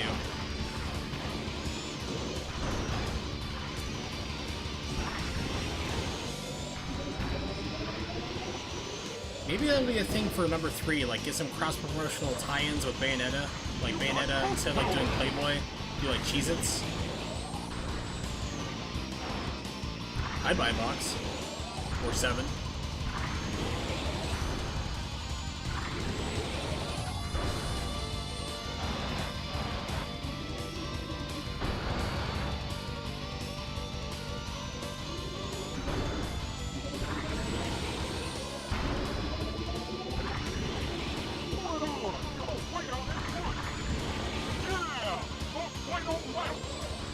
I'm so surprised this day that Nintendo approved Bayonetta being in Playboy.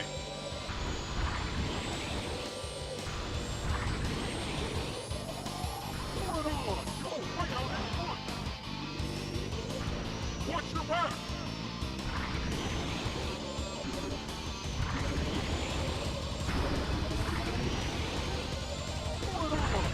Way out in front! Finish! Alright! First place! Put some Umbra on your tongue, bro. Oh. That better be... You know, somebody like from Cheez-It's gonna be like looking at my stream, they're gonna be stream lurking right now. Here, you know what? We gotta get that Bayonetta 3 deal. Nintendo still hasn't shown any screenshots or talked about it since the premiere trailer. But we gotta get that tie-in with Cheez-Its with our company. We're gonna steal that guy's like whole catchphrase he put in. So, Umbra for your Tumbra.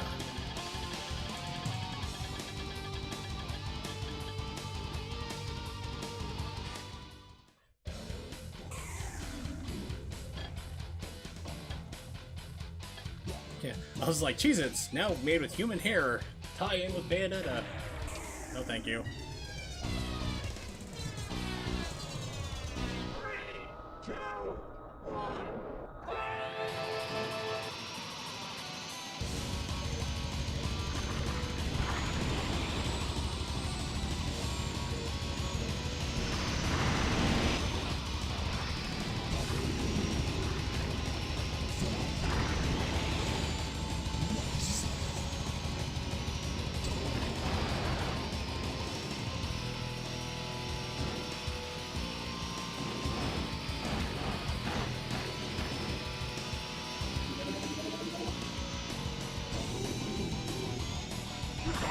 Power!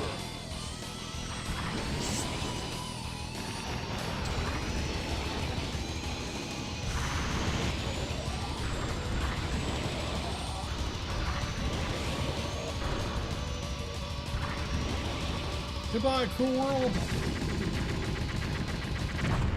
Goodbye, cruel land. Goodbye, cruel drapes. I did that for a reason.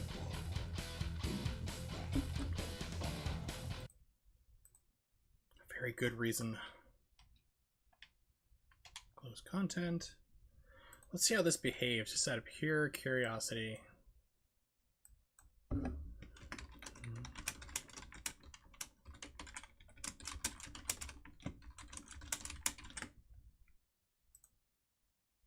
Okay, update the stream title. Done.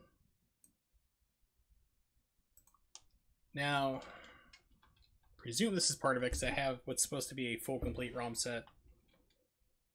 Although it's missing Japanese games, but...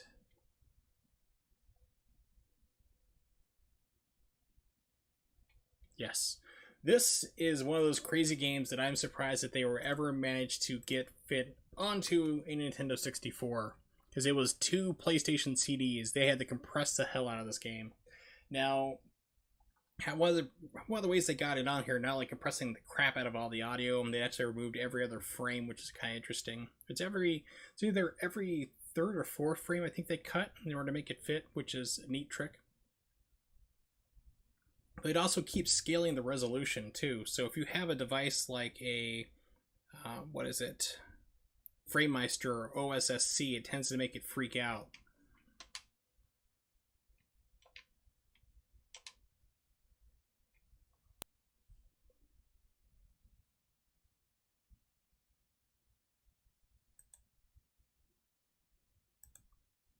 Will it load?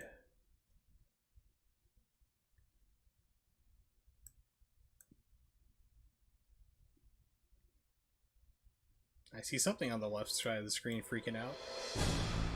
Nope. Okay, so let's try the other core, see if that works. Will it work at all? Here we go, but the screen's way too freaking big.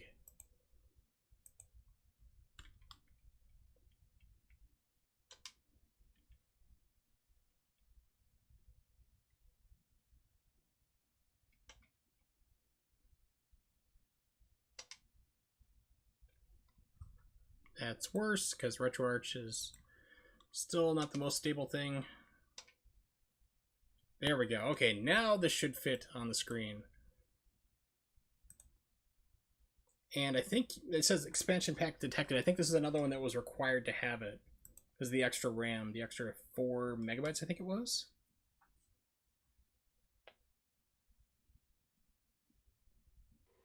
Oh. I don't think this one's gonna work, but we'll try it.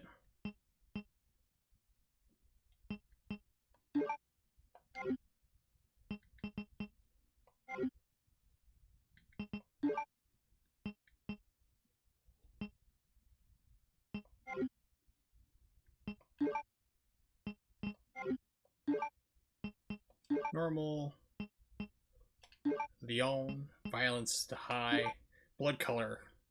This always cracked me up. Blue, green, red. Resident Evil 2.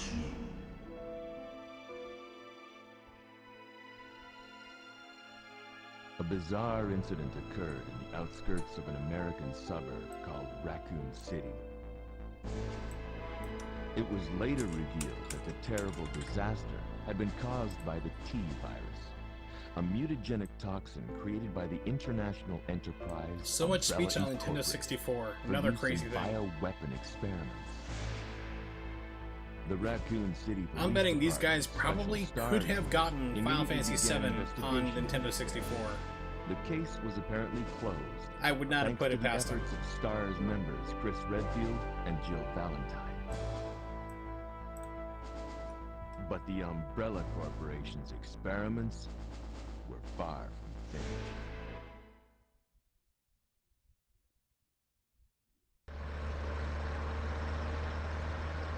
Okay, so some of the cinematics don't work.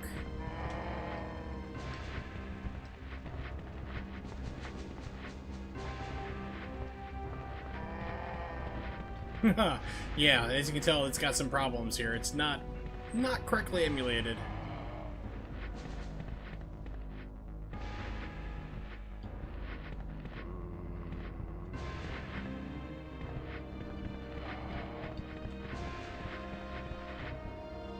Let's go say hi to Kendo.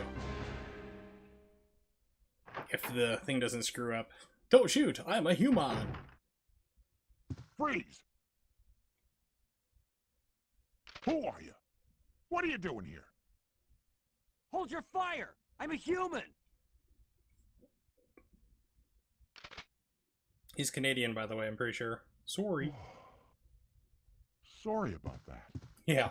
Sorry, dude. I thought you were one of them. What's going on in this town? Well, he locks the door, but it's a whole glass pane window. I don't have a clue. By the time I noticed something was wrong, The entire city was infested with zombies.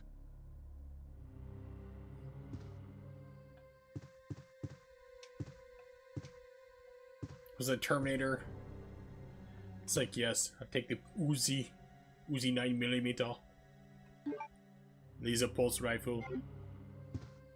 As you can see, like I said, it's not emulated correctly because it looks like I'm actually supposed to be behind the desk here, but it looks like I'm standing on top of it.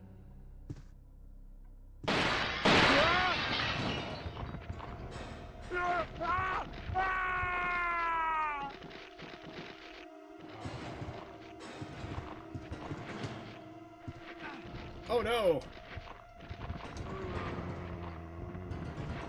I couldn't remember if you could grab the shotgun there or not.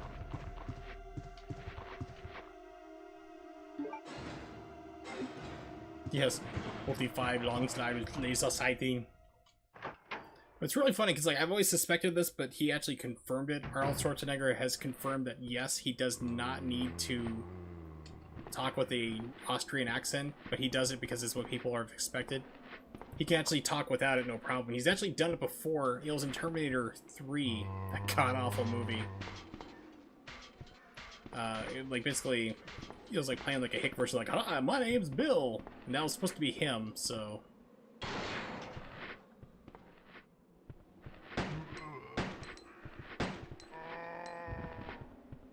But yeah, like, Arnold Schwarzenegger is perfectly capable of speaking without a Austrian or aka German accent.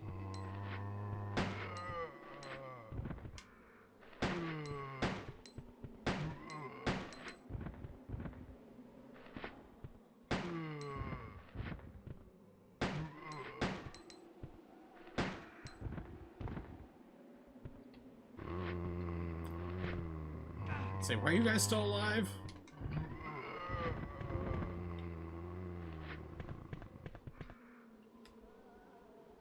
I said, it's amazing that they got this to fit on there. 2 CD game.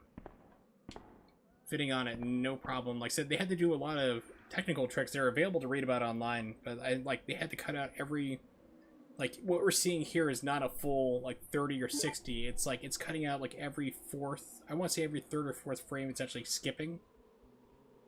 Then they had to do a lot of super compression to get this all on here. The resolution keeps changing constantly, too. Which isn't something that you would see or notice even on emulation right now until you get to the cutscenes. It starts acting really weird. But if you have something like a FrameMeister, which is trying to upscale the signal, it freaks out. It just like, it goes to a black screen, tries to find what resolution it's at, and then put it on the screen. So it's constantly jumping up between high quality and low quality. But I'm pretty sure that this is probably a trial run to get Final Fantasy VII. It's been the rumor to get Final Fantasy VII on the Nintendo 64.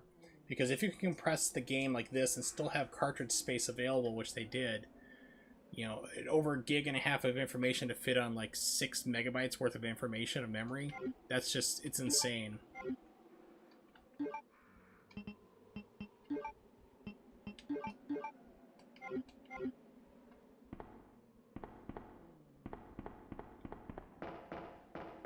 Angrily stomp up those stairs, Leon.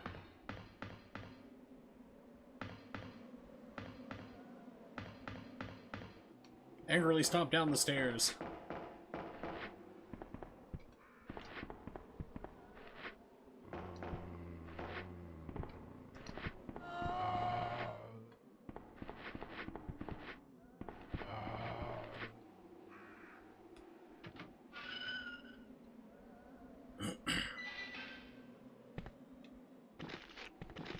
I think we got the bus coming up. Whoa, tank controls.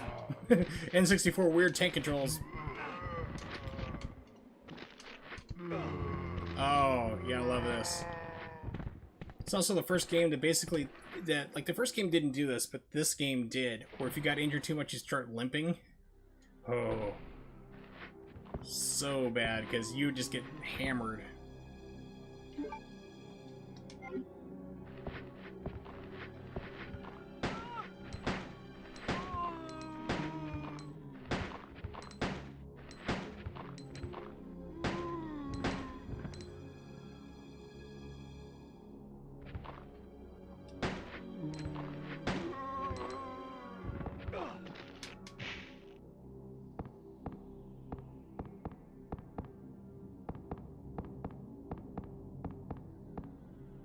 The other game that really impressed me a lot with like its technical wizardry, other than this cart, is Street Fighter Alpha 2 for Super Nintendo.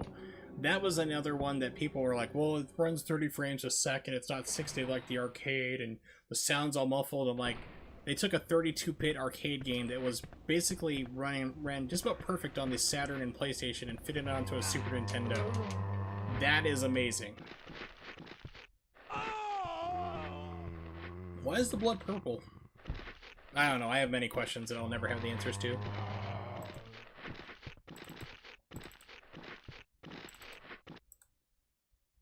Oh well.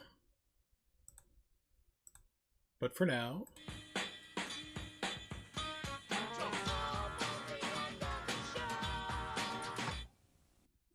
we have reached the end of the stream for today. Thank you very much for hanging out, for anybody who may have been lurking, and also, of course, the Morgue. Thanks for keeping me company in chat, and also Gooby as well. Count Gooby showed up at start.